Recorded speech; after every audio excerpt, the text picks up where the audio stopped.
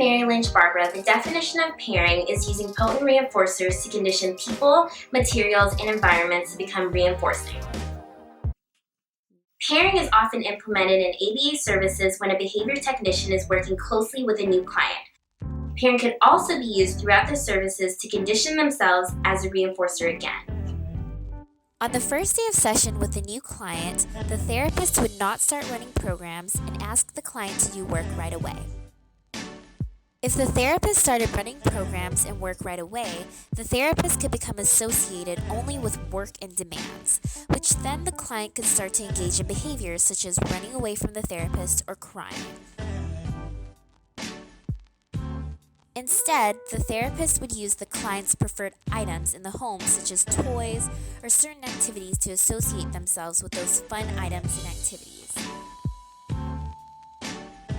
Pairing could also be used in other environments, such as work settings and classroom settings as well. As a matter of fact, my professor uses this technique in my class. Let's take a look at how she implements it. In this class, prior to starting the discussion, she offers candy to the entire class without any demands placed. All right, so I have candy now for you guys because you are super great. Go ahead, pass it down. Although this is not the first day of class, the class only meets once a week. Therefore, my professor needs to repair in order to maintain her association with fun and preferred things.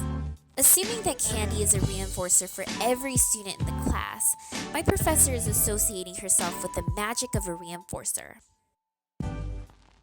A reinforcer is anything that immediately follows a behavior that increases the likelihood of that behavior in the future.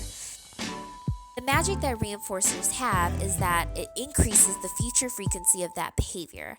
So, if she becomes a reinforcer herself through pairing, her praise and high fives would increase the future frequency of behaviors such as participation. Magic.